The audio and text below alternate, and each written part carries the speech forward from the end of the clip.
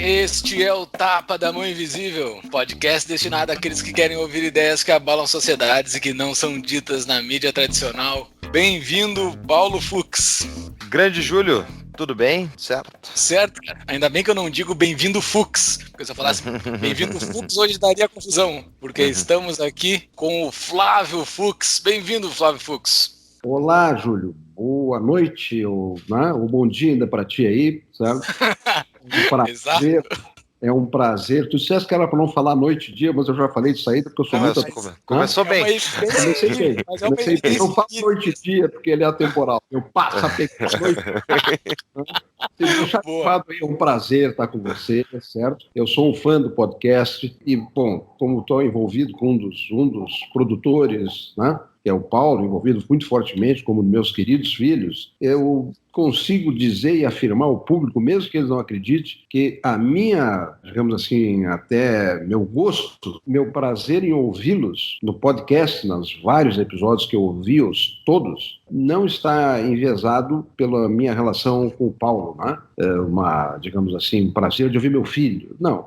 Vocês têm muito conteúdo, mesmo que eu discorde de boa parte dele, né? Brincadeira, concordo com você. Pode discordar. Faz parte. Mas certamente vocês têm uma consistência que eu aprecio muito, especialmente na defesa do bem maior que nós temos, que é a nossa liberdade, né? Liberdade do indivíduo. Boa.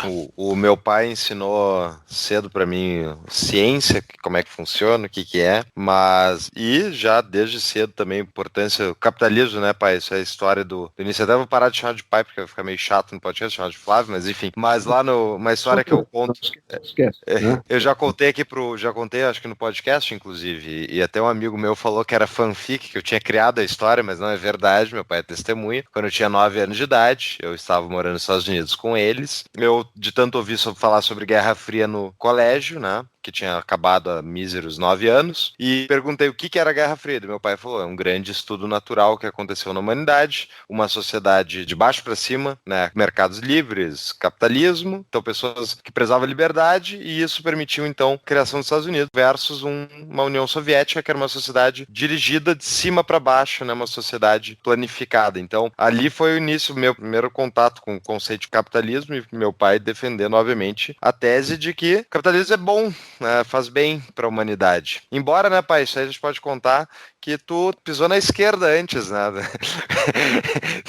Como muitos dos nossos pais, né, Júlio?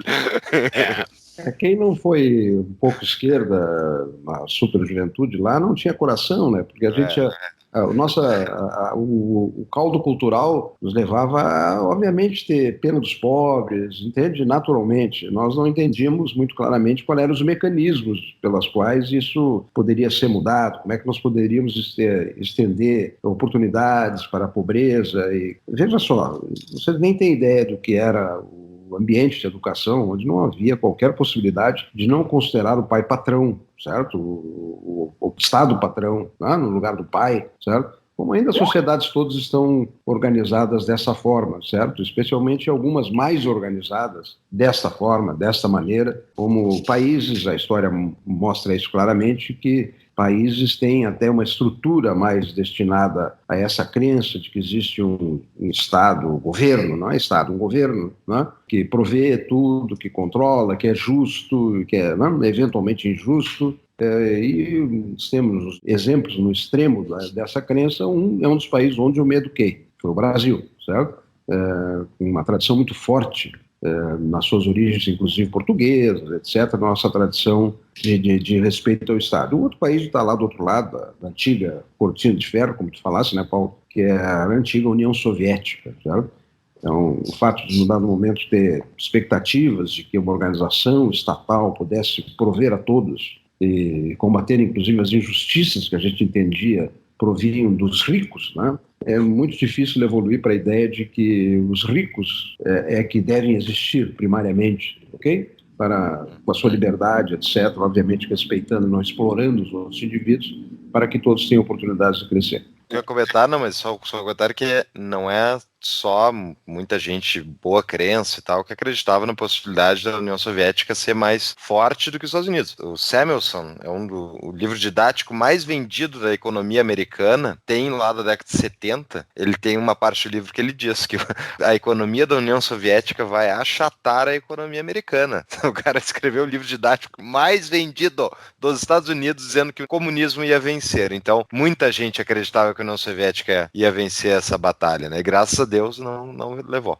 Deixa eu transmitir um conteúdo aqui, um pouquinho, brevemente longo, mas é que tem começo, meio e fim, certo? A ciência é um estudo de associações causais. Isso causa isso, aquilo causa aquilo. É uma coisa que é algo que é intuitivo na nossa mente. Nós temos uma tabela 2x2 dentro da cabeça. Quando nós acordamos de manhã, a gente olha pela janela, vê as nuvens, vê a temperatura, certo? A exposição tem nuvem, não tem nuvem, certo? E decide o desfecho. Vai chover, não vai chover, e que levará, então, a nossa decisão, inclusive, né, pela previsão que está se fazendo, de pegar um guarda-chuva ou não pegar um guarda-chuva. Hoje as coisas são mais fáceis, a gente olha no aplicativo e tem maior precisão. Mas eu era um perito e ainda sou, de certa forma, no tempo pela visão de todos os parâmetros que cercam a antevisão do que vai acontecer.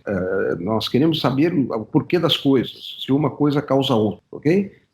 Isso está na base de tudo que vocês fazem no dia a dia, na proposição de vocês, que passa por uma interpretação, digamos assim, que se apoia muito em filosofia, certo? Na avaliação filosófica da realidade, certo? Entendimento, no acúmulo que a humanidade já produziu. Vocês têm os seus professores, ok? As pessoas que olharam essa realidade, a interpretaram de uma maneira diversa, né? Especialmente como, muito bem conhecido por mim, que o Paulo me mandou ler, eu li alguns dos austríacos, certo? Apesar de não ter lido o que eu mandei ele ler há muito tempo, né? Do Lanterna Roupa, certo? Né? Eu li um pedaço, era só Bretton Woods, era muito chato. Deu o prefácio só, né? Voltando para o nosso tema aqui, então vocês, com base nessa interpretação da realidade e valorando mais uma interpretação, etc., vão chegando a conclusões, etc. E aí, mais do que uma conclusão abstrata, de teorias que não se sustentam, uma boa teoria, o que é? É aquela que tem coerência interna e tem um substrato factual, ou seja, fatos, né, que são medidos. Então, a ciência é nada mais, nada menos do que isso. Ela aprimora a nossa possibilidade de avaliar a relação entre fatos, entre, né, situações, etc., e a probabilidade de acontecer alguma coisa. Não vou falar aqui de ciência pura, pesada, né, de laboratório, que está fazendo coisas fantásticas. Os caras que desenvolveram a microeletrônica, fizeram isso tudo, né? A maior revolução social que está havendo na humanidade é a comunicação, né? Entende? O telefone celular, né? Entende? Permitiu que os pobres tivessem uma empresa tendo só um número, etc., etc. Não vou falar nessa parte hardware, nessa parte física, nessa parte engenharia. Eu sou um cientista médico e que nós, na medicina, que era uma ciência exclusivamente, digamos assim, não era uma ciência, desculpe, era uma... Estava nas ciências sociais, estava na caridade, etc. Eram açougueiros antes, né? Açougueiros, né? No início. Os primeiros hospitais são do século XIV, repouso para as pessoas, digamos assim, era uma exteriorização da caridade, né? da filantropia das pessoas, etc. E foram se organizando, mas só nos 1800, 700, 800, 900 começou a se haver uma identificação mais clara de relações causais. Tanto em modelos experimentais, e mais nos últimos anos, eu sou testemunha ocular, esses instrumentos de avaliação quantitativa passaram para a ciência da nossa realidade social, da relação dos indivíduos, tanto como causa de doença, mas também como entendimento, que é o exemplo que eu logo em seguida posso dar, Júlio, do que o Paulo perguntou, certo? Onde é que está a ciência, como é que ela mede isso nas organizações, na organização de estados? Beleza. Então, o seu Fux... O Flávio Fux já se apresentou bem aqui, já disse que é um médico, mas quem é ele, afinal? Eu ainda não apresentei ele. Ele é um médico cardiologista, chefe da cardiologia do Hospital de Clínicas de Porto Alegre, professor universitário na Faculdade de Medicina da Universidade Federal do Rio Grande do Sul, a URGS, pesquisador um A no CNPq. Só abrir um pequeno parênteses aqui daquela nossa brincadeira do início do bom dia, boa tarde. Nós estamos gravando esse episódio num entardecer, num belo entardecer, tanto em Porto Alegre quanto em Brasília. E estamos com as nossas janelas ao fundo e temos uma evidência empírica de que a Terra é redonda, pois em Brasília é dia e Porto Alegre é noite, no exato momento que estamos gravando aqui. No exato momento, aqui é dia ainda.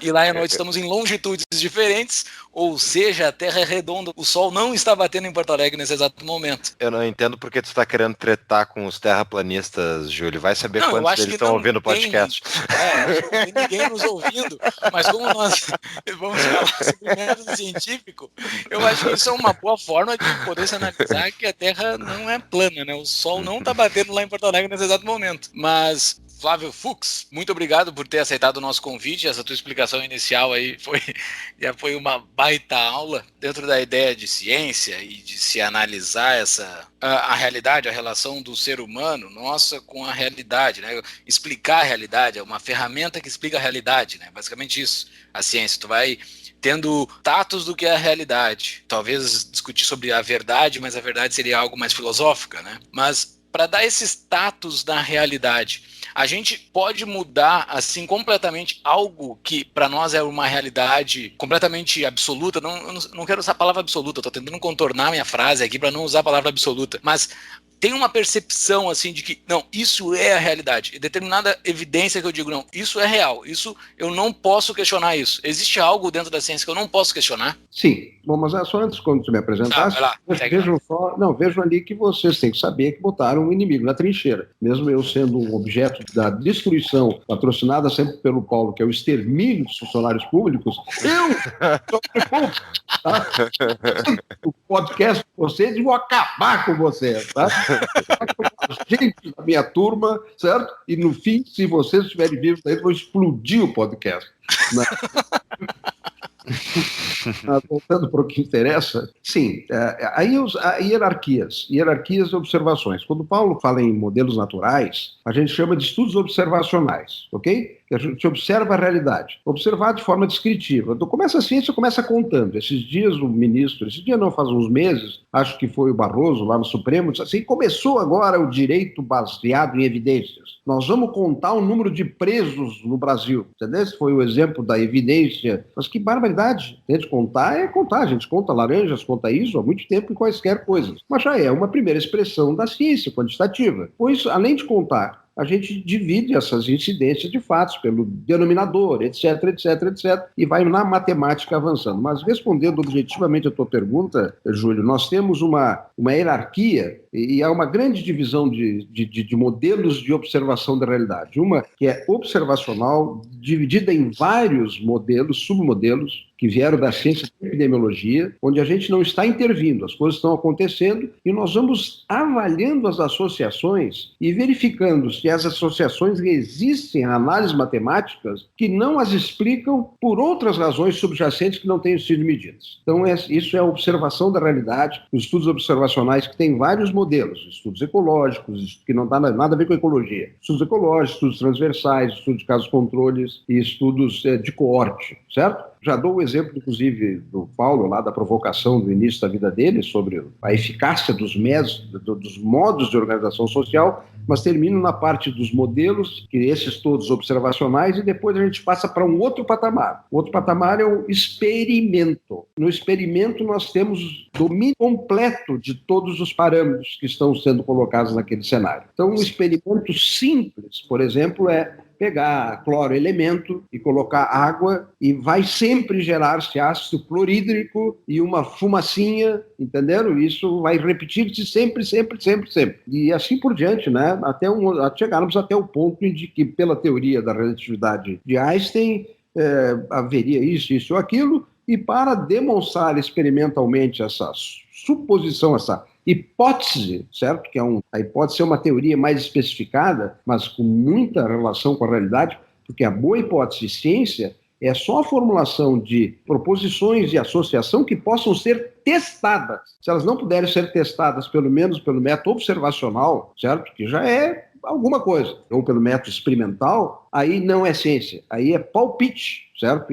E ficamos na penumbra total da relação de causal. Então, voltando para Einstein, tiveram que construir aquele enorme aparelho lá que custou bilhões de dólares para acelerar uma partícula e ver que ela corria isso e aquilo, um elemento, digamos assim, físico que existia, hipoteticamente, e que para capturá-lo fomos a bilhões de dólares. Nas ciências do dia a dia, né, na medicina, então a medicina era uma ciência social, caritária, etc., e ela foi incorporando e hoje ela está se transformando numa engenharia em várias áreas, uma ciência exata, certo? A medicina foi incorporando métodos e hoje em várias áreas ela é parecida com uma ciência exata, como o cara que faz o cálculo estrutural para uma ponte, ele não pode errar, né? A ponte só pode cair se alguém botar areia da praia, entendeu? Se houver uma pilantragem em outro lugar. Mas o engenheiro certificado faz um cálculo estrutural e aquilo é preciso. Então, isso é uma ciência, isso foi testado experimentalmente na engenharia, tá? Então, o experimento é o modelo mais forte que, digamos assim, não aceito, Paulo, já comento um pouquinho contigo, não aceita essa ideia de que isso cria uma verdade, entendeu? Mas aproxima muito de uma verdade, certo? Porque a partir da demonstração experimental, nós temos que montar a nossa interpretação da realidade considerando aquele um fato irremovível. Nós não podemos ter uma interpretação da realidade que jogue fora um fato experimental. Por exemplo, experimentalmente se demonstrar no ensaio clínico randomizado, certo? Em cardiologia, por exemplo, que a administração de aspirina, simplesmente uma aspirina, uma dose bem baixinha, num paciente com infarto do miocárdio, reduz aproximadamente em 25% a chance desse indivíduo morrer. Isso está mais do que documentado em experimentos humanos, com pacientes testando aspirina contra um controle, que a gente chama em medicina, placebo, certo? E verificando esse tamanho de efeito magnífico. E vários estudos convergiram para a demonstração desse fato. Então, eu, como professor de cardiologia, eu digo para meus alunos, olha, não é opinião, não é palpite, tu não pode criar uma teoria tua, tu tem que partir do pressuposto e dar aspirina pro teu vizinho se tu acha que ele está infartando. Mas vamos lá, o fato de que o método científico necessita desse teste para ser validado, isso é um axioma. Isso é um axioma que foi definido com o método científico como não é um axioma? Sim, o axioma experimental. Né?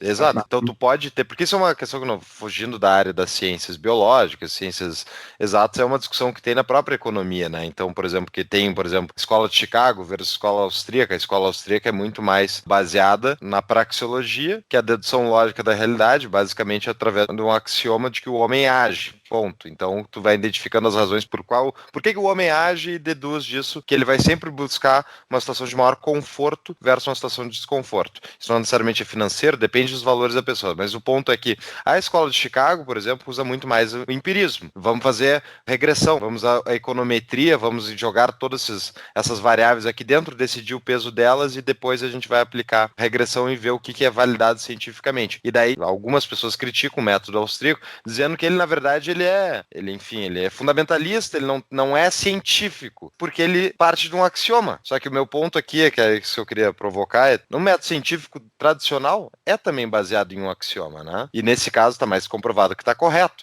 Só que ainda assim tem vários experimentos que dão o contrário, que não dão certo. Isso até tem que apertar depois publicamente para ti, pai, que é a questão do ovo, né? Que os médicos já botaram o ovo como culpado, depois ele deixou de ser culpado e depois agora, pelo visto, voltou de novo. Então, esse tipo de coisa... Até a publicação desse podcast ele pode mudar de novo. Entre a gravação e a publicação já muda. Aí vem a segunda do que eu estou separando aqui, da primeira ideia central do campo global, né, de ciência, né, um modo de medir associações entre as coisas, e o modelo definitivo de maior hierarquia na demonstração científica é o experimento. E isso só a engenharia, a física, ok? A química e a medicina, hoje, para muitas situações, pode se valer disso. Vocês aí da economia, da administração, das ciências sociais, vocês fazem quase zero de ciência, porque não há experimento. Eu escrevi um artigo homenageando os ensaios clínicos, quando eu falei aí desse teste, isso não é muito recente, o primeiro ensaio clínico foi feito em 1948, tá? O primeiro ensaio clínico humano, com randomização, alocação aleatória de pacientes para um lado, por isso ele é chamado ensaio clínico randomizado, que a alocação de pacientes para um lado ou outro do experimento é feita completamente ao acaso, de forma que cria dois grupos sim, muito iguais, muito similares, especialmente se esses grupos forem grandes,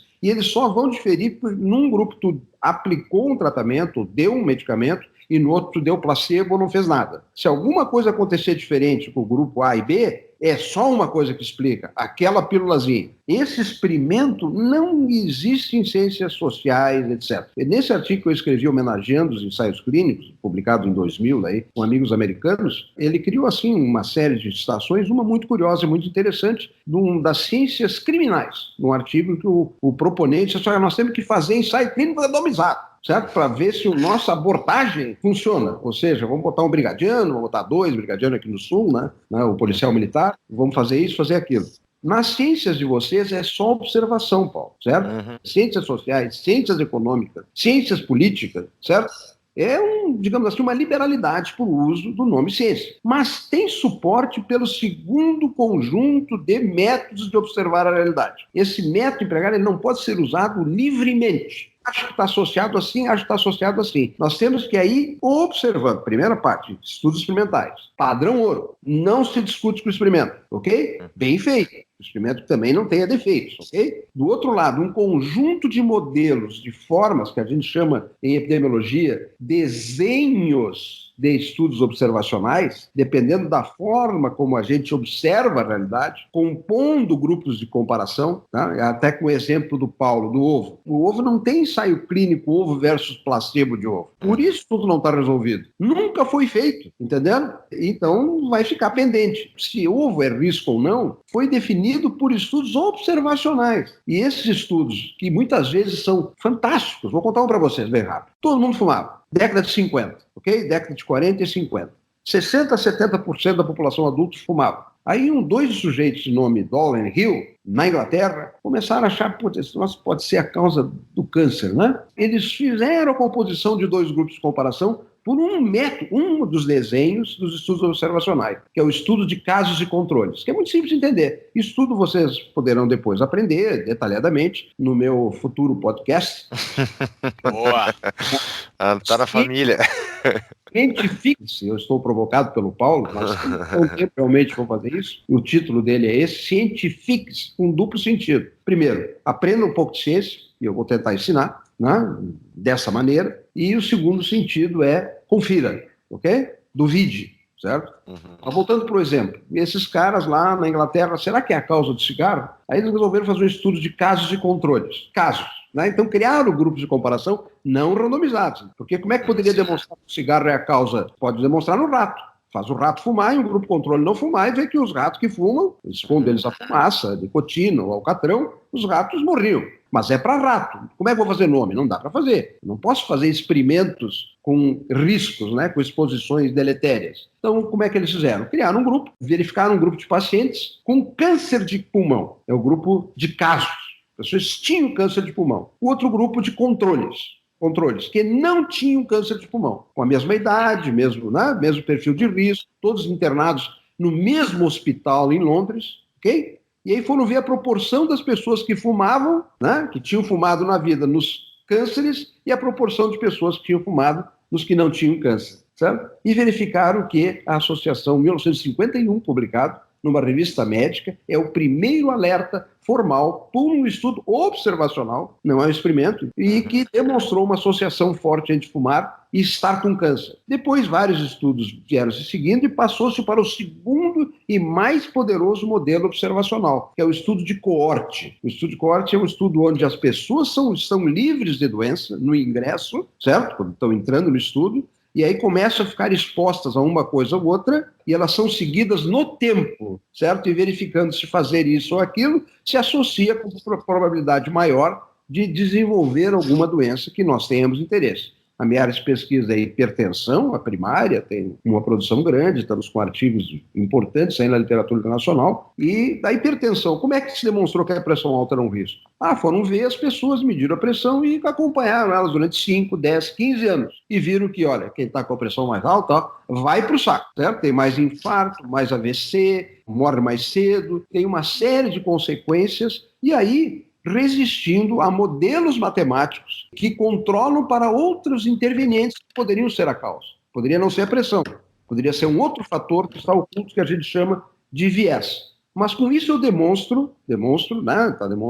Então, são dois exemplos de modelos observacionais, Paulo. Tem uma indireta relação com a tua proposta, entendesse? Mas se a gente colocar o que se propôs em economia, o que se propõe em ciências sociais, no enquadramento desses desenhos observacionais e das conclusões que dali pode se tirar, e encerrando com a hipertensão, Júlio, foi submetido, essa hipótese, essa teoria de causação, foi submetida a experimentos. Inúmeros grandes ensaios clínicos randomizados que mostraram que, baixando a pressão ou impedindo que ela suba, desaparece a doença consequente. Há uma prova, né, muito próximo da chamada verdade.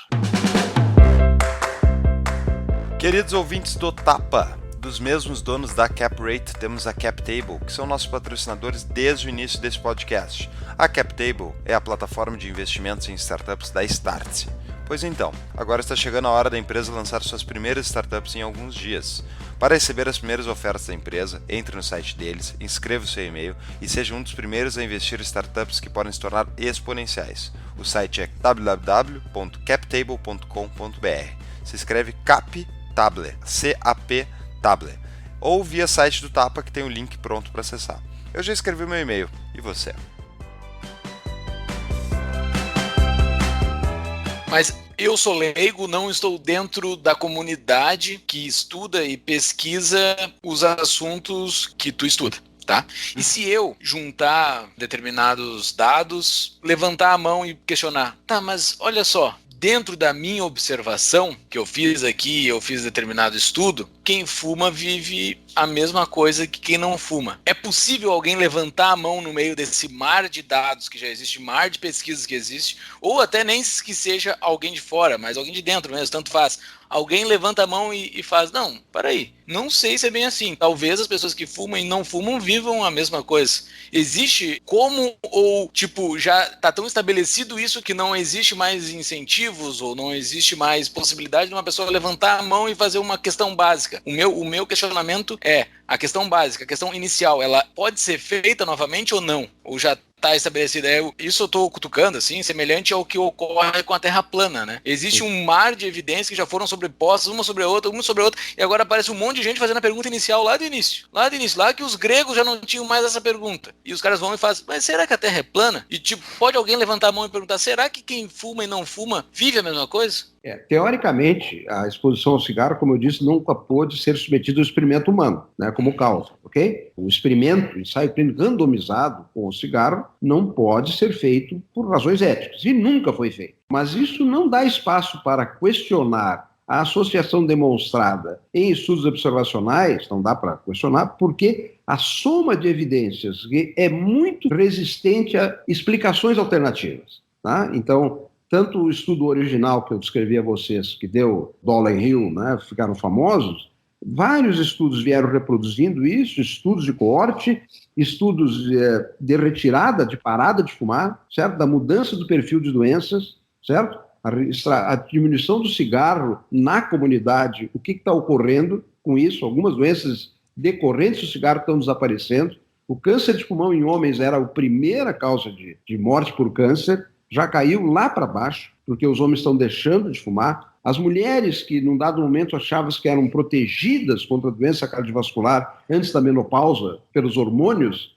certo? Na revolução sexual, o que aconteceu? Dominaram a possibilidade de ficar grávidas ou não, controlar a sua fertilidade, e vieram para o mercado de trabalho. Quando elas vieram para o mercado de trabalho, se achava que as mulheres estavam protegidas de infarto, e aí elas começaram a ter infarto que nem os homens, entenderam? Mais cedo também. E a causa? Passaram a fumar. As mulheres não fumavam. Depois elas passaram a fumar e a doença ocorreu. Eu estou te dando os exemplos, Júlio, até para enriquecer o debate, né, do ponto de vista de associação. Né? Posso dar um exemplo de economia, da que tu comentaste lá no início, nessa sequência? Manda. Quando o Paulo disse assim, que eu disse, olha, a cortina de ferro, resultado, o que aconteceu com aqueles povos submetidos a diferentes regimes. Não houve nunca um experimento, ok? Não é um experimento, mas há um modelo observacional, que é o chamado modelo ecológico. O que significa ecológico? É a avaliação comparativa de grupos expostos a uma determinada situação, certo? Por exemplo, expostos pessoas que moram perto de agora não tem mais, mas moravam perto de minas ou usinas muito poluentes, entenderam?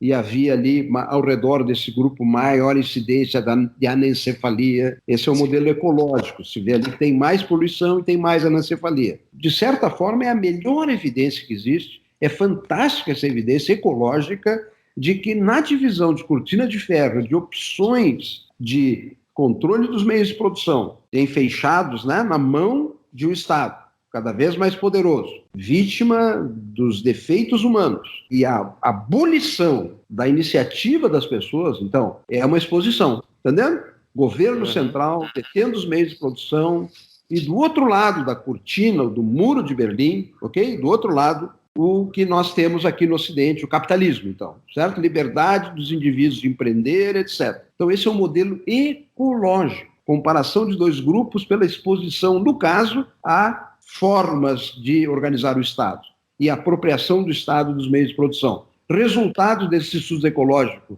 10-0, certo? Só tem a Coreia do Norte. Não, tem Cuba. Cuba tem um pouco. Cuba já está misturada, né? Cuba sim, que a fonte de dinheiro deles é do capitalismo, certo? Embutido na sua produção e na venda de Cuba que é feito. O dinheiro está entrando em Cuba predominantemente pelo capitalismo e pelos turistas norte-americanos. Né? O problema principal que daí a gente bate aí nesse estudo ecológico, né, é justamente como medir o sistema híbrido que a gente vive, né, porque a gente não vive o que eu consideraria capitalismo de verdade, né, onde não tivesse nem moeda estatal. Como eu falei no outro episódio, a gente tem o sangue da nossa economia é estatizado, que é a moeda é do Estado e é proibida a concorrência dela. Então a gente tem no cerne do sistema o Estado segurando, determinando as condições, mas o principal problema é isso nesse comparativo, porque realmente não tem como discutir comunismo versus capitalismo, mesmo um capitalismo híbrido. Não tem, porque os resultados são estarrecedores. Né? Só contar em número de milhões de pessoas assassinadas num regime, pelo regime versus o outro, né? Mas o problema está no híbrido, né? A ideia a gente entra justamente o número de variáveis para serem utilizadas para essa comparação são quase que infinitas, desde aspectos culturais, institucionais, produtividade, recursos naturais, e assim vai indo, né? Enfim, regulações, tudo isso vai influenciando e acaba que realmente a ciência aplicada sobre a sociologia, sobre a economia, fica muito limitada. Muito limitado. Por isso que eu, por exemplo, eu não tenho problema nenhum utilizar regressões, coisas para analisar o passado econômico e tal, mas fazer o que muitos colegas fazem, que é projetar a realidade futura em cima dos dados passados, cujas variáveis eles determinam os pesos, né? Que é diferente, por exemplo. Acredito que no estudo médico, por exemplo, né, pai? Não vai ser. Vocês não determinam, ou talvez determinam, não sei. Vocês determinam o peso das variáveis que vocês vão aplicar nos estudos? Como é que funciona isso? Porque na economia é isso que eles fazem. O economista, quando vai rodar a regressão, ele determina qual é o peso que determinada variável tem, ou seja, é uma questão totalmente subjetiva, de acordo com o critério dele. E isso gera o resultado que ele vai determinar depois como ciência verdade absoluta, o que eu discordo completamente. E tu está dando um exemplo típico do que eu disse, está dizendo por que a ciência econômica, né, pelos seus métodos matemáticos empregados, ela não atende. Eu, pelo que eu conheço, posso ser desmentido, né? Como bom cientista, estou aberto a ter questionamentos no meu entendimento. Teu exemplo, Paulo, é exatamente o que nós fazemos em medicina, é o contrário. O tamanho do efeito da variável é medido pela observação da realidade. Sim.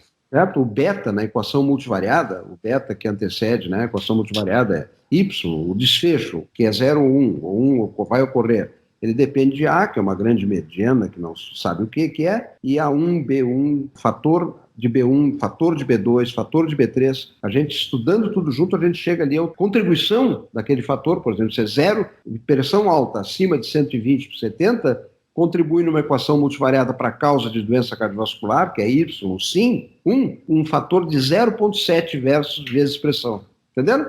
70% da doença cardiovascular é explicada por pressão alta. O que tu estás falando são coisas arbitrárias de construção e pressuposição, e parte de hipóteses estimativas que geralmente são baseadas em estudos transversais, que é um estudo de menor qualidade, que é quando a gente olha as coisas ao mesmo tempo, certo? Por exemplo, a Suécia é rica, ela é rica, o que tem? Tem liberdade econômica, certo? Então ela é rica porque tem liberdade econômica, mas isso é um corte transversal, entendeu? transversal, mas ao mesmo tempo. Pode ser o inverso. Ela tem liberdade econômica, né? Por isso é rica, ou ela é rica e ela tem liberdade econômica. No modelo transversal, todas as especulações são as de menor probabilidade de ocorrência, porque pode haver uma causalidade reversa. Ou seja, o que a gente imagina que seja a consequência, seja a causa. Mas eu acho que nós somos um pouco fundo demais, né, na matemática. Não, eu curti. Eu estava pensando justamente sobre isso. Esse é o episódio que ninguém vai ouvir, os caras. Não, vou ver. Só tem curiosidade de vocês. É uma curiosidade que eu tenho mesmo, mas enfim. O ponto principal que eu ia comentar é que eu estava ouvindo outro dia um outro podcast, o cara discutindo salário mínimo, e a opinião dos economistas, de forma geral, eles inverteram antigamente, no início do século passado, todos os economistas aceitavam e acreditavam que um aumento do salário mínimo diminuiria justamente a empregabilidade daqueles que menos geram valor, que menos geram riqueza, porque eles não vão conseguir produzir o suficiente para talvez quebrar aquela barreira e logo eles não vão ser empregados. Isso é um apontamento a priorístico, né? Eu estou dizendo anteriormente quais são as barreiras para isso acontecer. E isso inverteu. Hoje os economistas, sem uma boa parte, né, que eu não concordo com eles acredito que na verdade não. Tu pode aumentar o salário mínimo que não vai gerar desemprego. Mas outro dia eu estava ouvindo um outro cara comentar e realmente existem coisas que tu pode fazer, que tu pode aumentar o salário mínimo e não gerar desemprego. E isso é porque pode ter tido ao mesmo tempo, por exemplo, um boom na economia que gerou uma avalanche de empregos que não teriam antes e isso interferiu no resultado e logo o salário mínimo... É uma outra variável. É uma outra variável que estava ali. Esse é um exemplo típico do conceito que é central nos estudos observacionais do viés. O viés, certo? Que é o bias, né, em inglês. O viés, confounder, também é chamado em inglês. É o que confunde, é a coisa, o fator de confusão, é o que está por trás, né? Num exemplo clássico na nossa área, até voltando ao teu ponto, é de que quando o rio Tâmisa aumenta em Londres, aumenta de nível, aumentam as fraturas nas emergências, entendeu? Né? Então a conclusão seria assim, olha, é o rio Tâmisa que está dando fratura.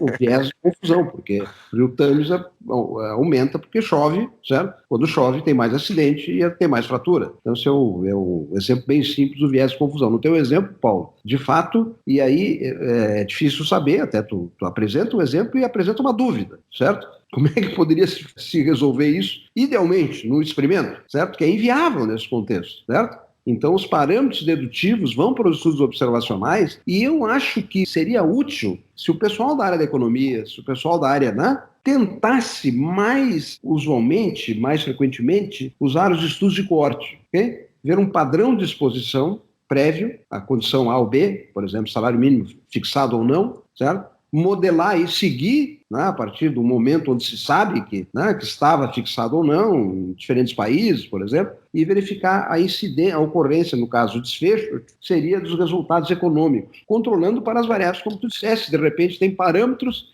que determinam que haja um crescimento, né, do começo do salário mínimo colocado, haja um crescimento da produção, mas os fatores são esses. A chuva, entenderam? É outro fator. Não, mas tem um outro exemplo dentro desse, justamente para mostrar como a variável de confusão é muito pior. Botaram uma lei de salário mínimo. Só que agora, os trabalhadores que ganharam o salário mínimo, na verdade, eles se motivaram mais. Porque eles estão ganhando o que eles acreditam ser o valor mínimo adequado para o trabalho deles e resolveram trabalhar mais. E agora são mais produtivos, logo não gera desemprego. Entendeu? Esse é o problema. É muito mais difícil do que fazer do que a ciência. Quer ficar por dentro de todas as novidades do nosso podcast? Yeah, Mr. White! Temos uma solução. Acesse nosso site tapadamãoinvisível.com.br e cadastre seu e-mail.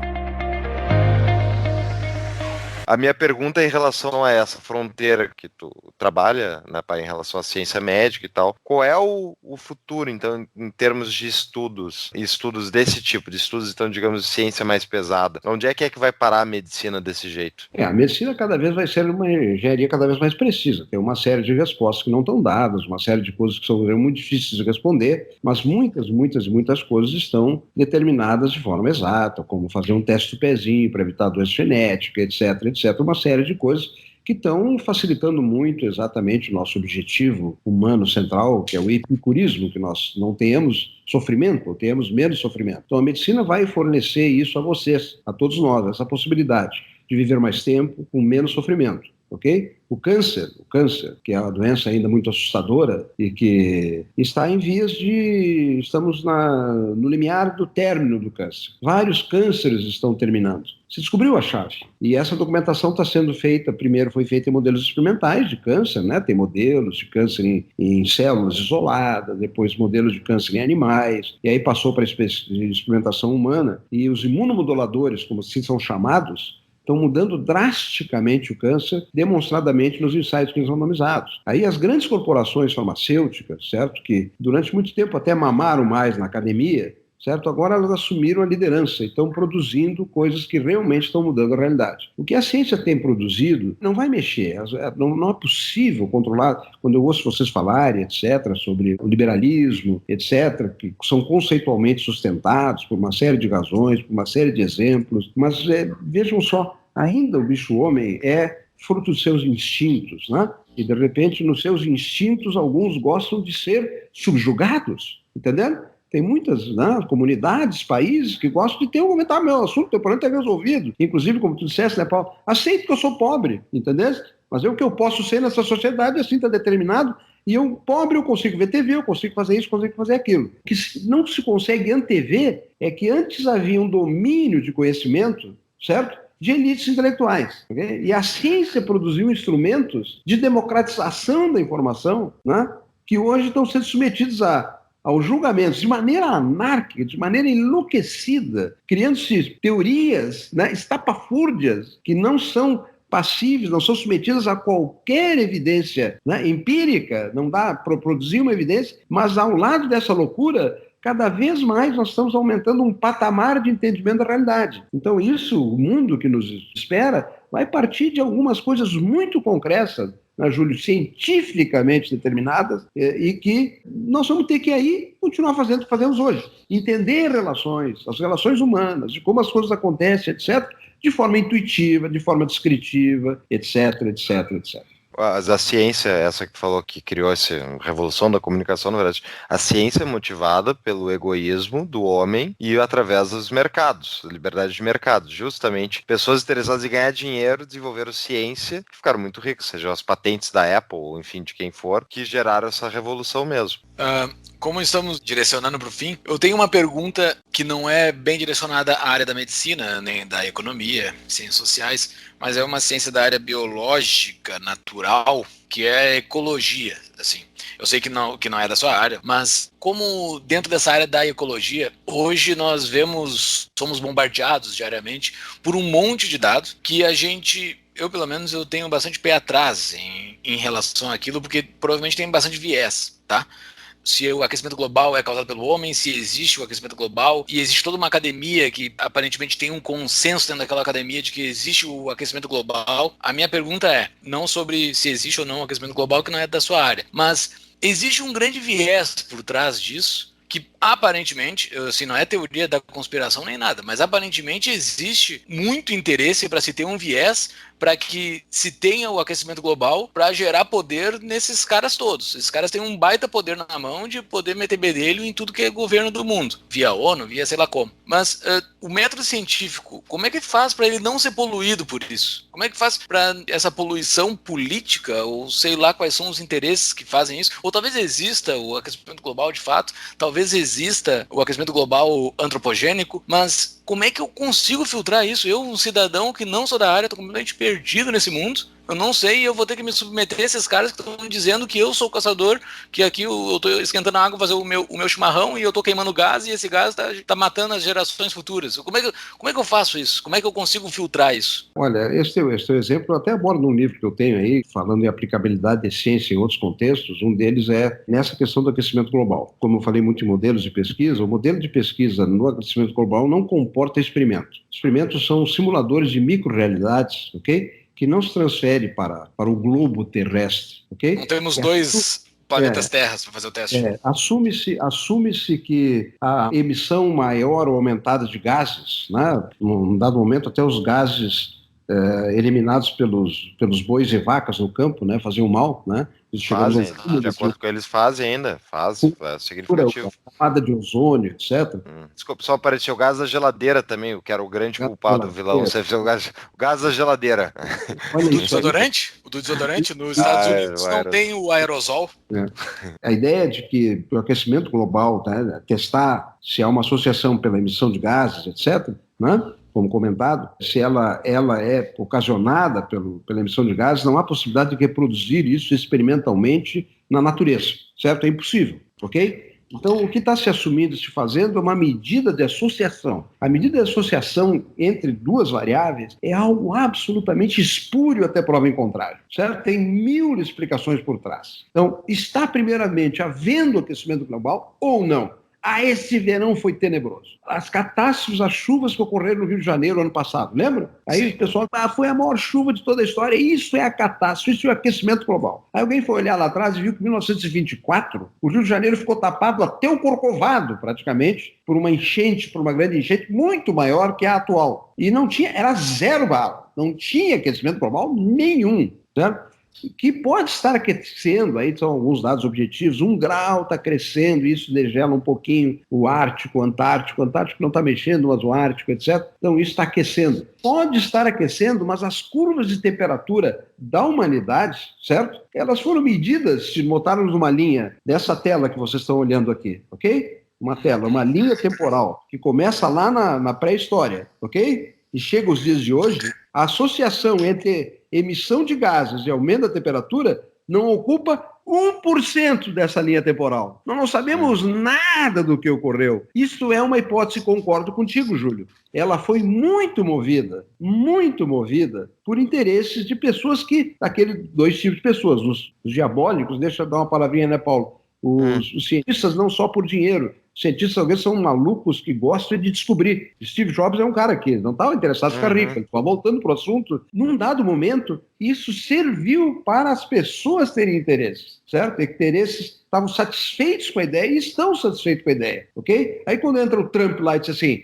vamos acabar com isso, vamos buscar petróleo, vamos queimar petróleo, que isso não tem consequência, todo mundo acha que ele está absolutamente louco e eu acho que não está. Mas assim, tá. Sobre a existência ou não do aquecimento global, eu sei que não é nesse podcast que a gente vai resolver ela. Mas como é que nós, que não estamos dentro da academia, conseguimos nos precaver disso? É aquele louco que levanta a mão e faz a pergunta básica inicial, que esse é o meu medo, entendeu? Esse é o meu medo, porque é toda uma academia, esses caras, eles têm prêmios renomados, que provavelmente você tenha também, prêmios de grandes, sei lá, você não, mas outros grandes pesquisadores que são bastante reconhecidos, publicaram em grandes revistas, blá, blá, blá, blá. Esses caras também têm.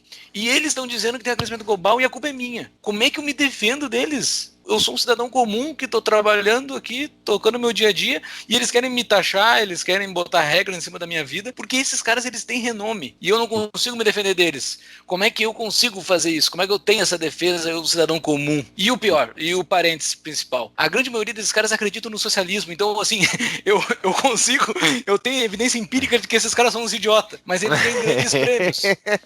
E eu não consigo, sabe, eu sou um ninguém para discutir com eles sobre tema que eles passaram 4 décadas discutindo dentro da academia. Eu não sou ninguém, eu não posso discutir isso com eles. A minha voz é nada. Como é que eu faço para falar com esses caras? Como é que eu faço para ter um argumento? Como é que nós, cidadãos, como é que a gente se defende dessa gente? Porque eles estão passando lei, eles estão botando regra para cima da gente. Eles são uma parcela dominante, certo? Como as sociedades se organizam, né? Os pares começam a acreditar numa coisa e tomam conta do poder. Isso é uma questão de poder dentro da linha, né? De meteorologia, de aquecimento e tudo mais. Os dissidentes estão aí. Te recomendo que leiam os dissidentes. Eu até tenho fontes de uma época que eu li, muito articulados, muito bem postos, ok? Então a hipótese alternativa é também muito bem documentada, ok? Que de qualquer maneira, e certamente garante a leitura pelos modelos de pesquisa, que não tem nada a ver com o ensaio clínico randomizado, entenderam?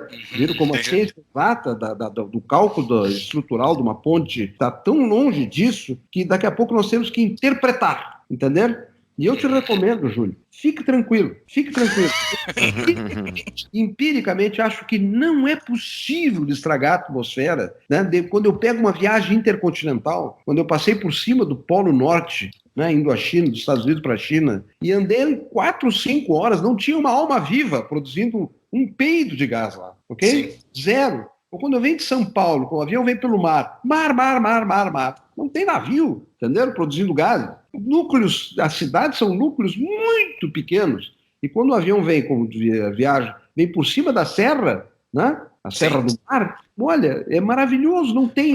Mas isso é uma observação, eu estou te dando uma explicação não científica, certo? Uma observação empírica, absolutamente empírica, mas eu te recomendo, fica tranquilo, que nós não vamos aquecer, nós não vamos torrar. É mais provável, pelas séries históricas, que a gente vá até, se acontecer alguma coisa, congelar. Porque há evidências de que houve um aquecimento previamente ao grande período, né, de gelo que o globo enfrentou há muito tempo atrás. Mas o Patrick Moore põe nas show notes lá, ele fala muito sobre isso, é um dos fundadores do Greenpeace, que é contrário a essa tese do aquecimento global antropogênico e tal. Mas o Júlio, deixa eu tentar te responder essa. Eu acho o seguinte, assim como existem as pessoas que defendem terra plana na internet, né, tem para tudo que é lado, tem alguns lados que vão estar certos, outros vão estar errados. Se tu realmente está preocupado com eles vão implementar um socialismo às avessas aí, através da ciência climática, vai organizar o grupo de resistência do Facebook online, trate de eleger teus próprios representantes para se defender das leis que eles vão passar, e é isso aí, cara, não tem muito o que fazer. Ou tem um grupo melhor que um grupo de Facebook.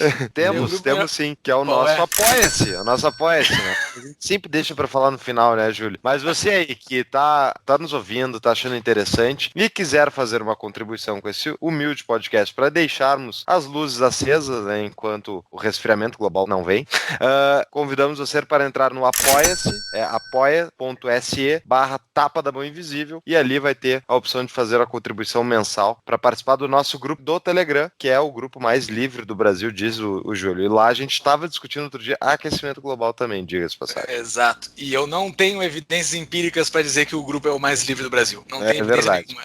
A evidência sou eu. É o que resta, certo? A confiança das pessoas pela sua, digamos assim, qualificação intelectual e pelo seu combate sistemático aos seus próprios crenças, duvidando delas. Ok? Sim. Eu tenho um receio disso, assim. Digamos, eu não tenho um receio se o mundo vai aquecer ou não vai aquecer, na verdade, isso está longe das minhas preocupações prioritárias, assim. Mas eu tenho uma preocupação dessa gente que está tendo muito poder baseado nisso. E o principal, assim, as vozes que são contrárias a esses consensos, elas são tidas como doidas, né? Daí tu vai procurar qualquer texto contra essas pessoas, eles entram numa espiral de silêncio, eu não sei como é que funciona isso, que as pessoas não conseguem ter argumentos contrários para tu...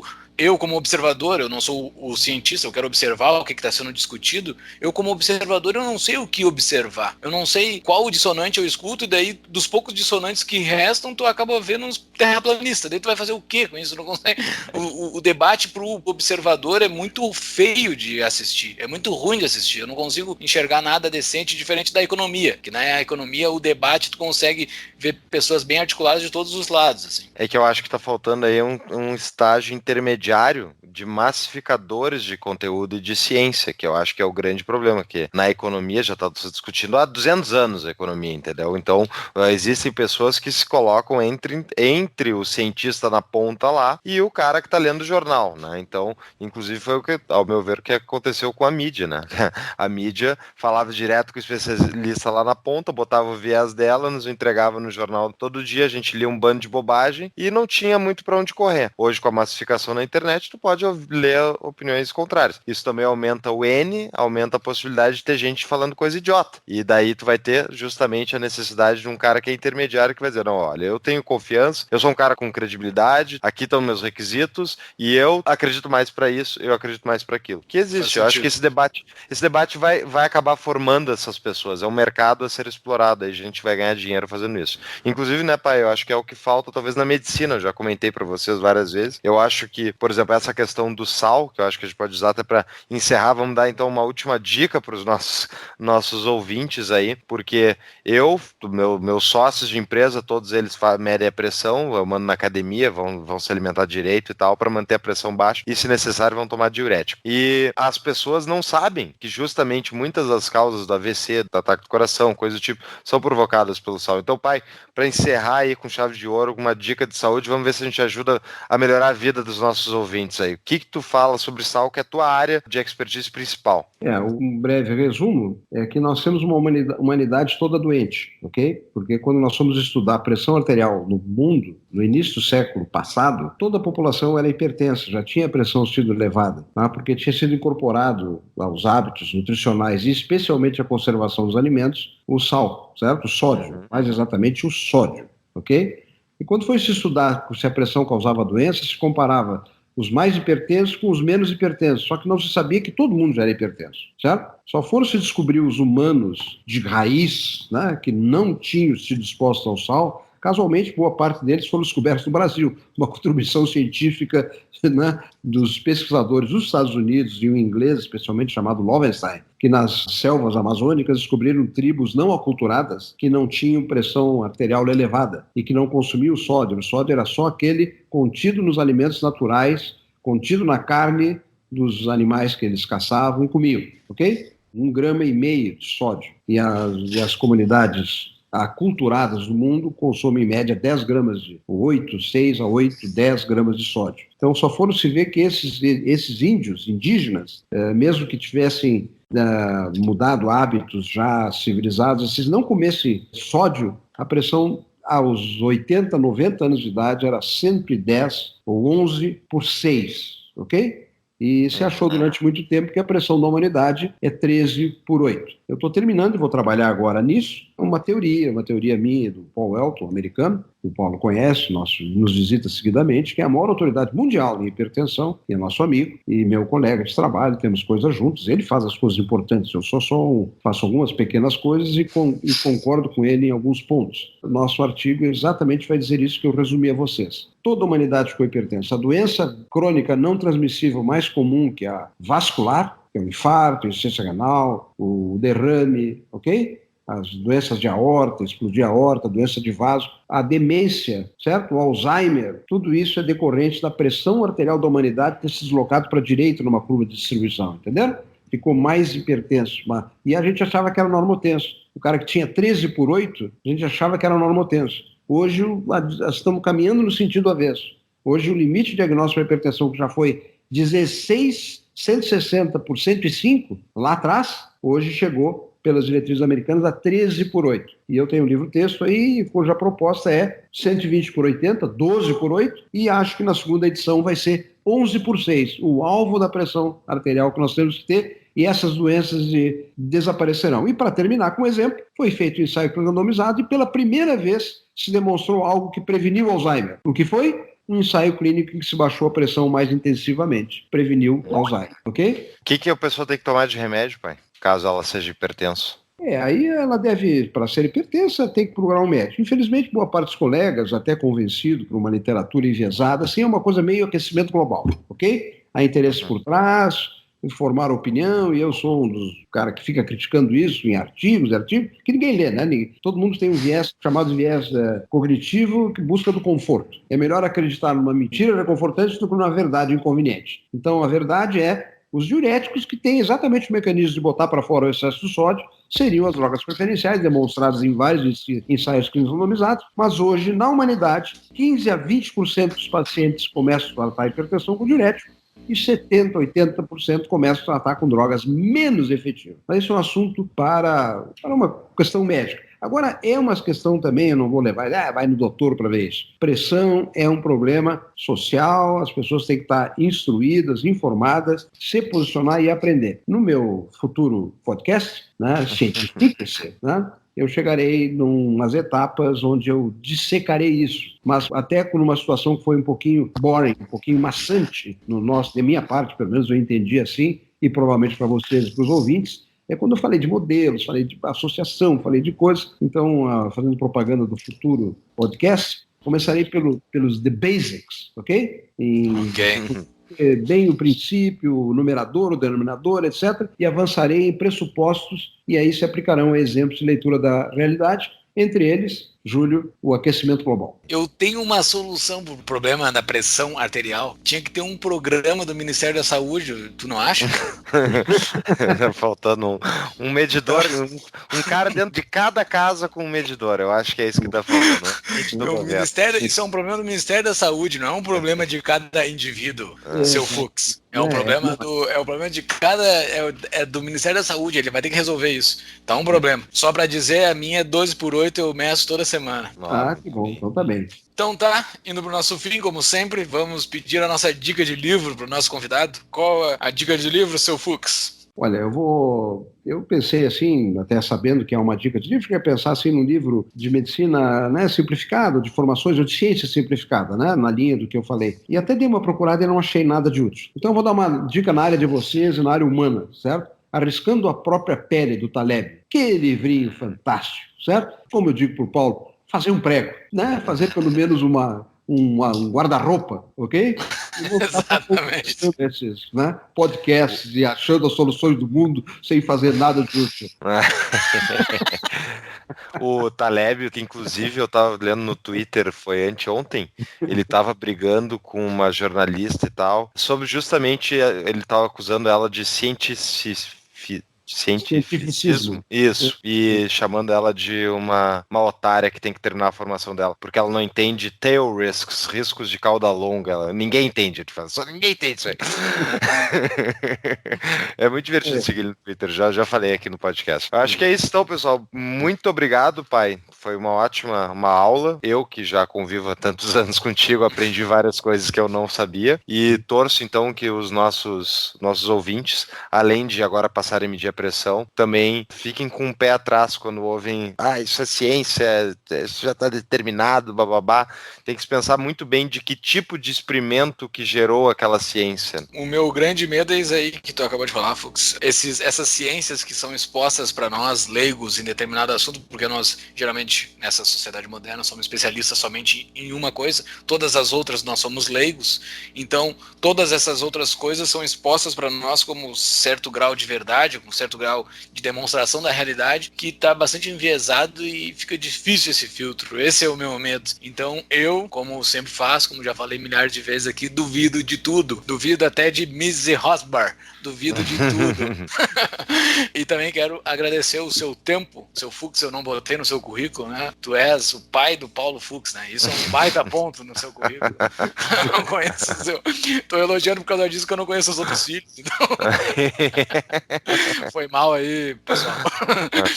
Mas valeu, muito obrigado por ter aceitado esse nosso convite. Foi sensacional esse episódio. Rapazes, foi um prazer mesmo. Penitencio, eventualmente, como natureza docente, natureza de professor, eu passo todo o tempo falando, meus amigos, colegas, às vezes estão pensando em comprar uma daquelas arminhas de me botar a dormir instantaneamente, certo? Coordenando reuniões como chefe de serviço, o meu outro filho, que é cardiologista, certo? E está trabalhando muito bem. Eu sou muito feliz com meus filhos, são fantásticos os dois rapazes, em áreas diferentes, um pouco, mas com uma coisa muito comum, que é exatamente a seriedade, pessoas absolutamente comprometidas, estudiosas, como eu estou vendo que tu és também, Júlio, e eu quero dizer que tu tem que manter essa atitude crítica, essa atitude cética, né? De questionar e de se posicionar. Agora, como vivemos no meio disso? A gente usa os nossos valores, nos posicionamos e buscamos o contentamento diário, ok? Fazendo as coisas que a gente julga mais adequado, certo? Mas sendo um cidadão, participando, certo? Pensando, questionando, tendo uma dúvida e dando uma abertura para isso que eu disse num dado momento, imagino que seja um futuro da humanidade. Um conhecimento universal, certo? Dos seus fundamentos, das suas realidades, e que a gente não precisa estar discutindo ainda, hoje, o Banco Central, ok? Boa! Adorei! O Banco Central. No podcast número 613 de vocês, com 70 anos de idade, o Paulo vai dizer assim, e hoje terminou o Banco Central. O Banco Central. Oremos. Vai ter um fim o dia, vai ter um fim. Encerramento. Muito obrigado, pai. Um abraço. Um abraço para você. Obrigado. Um abraço. Tchau.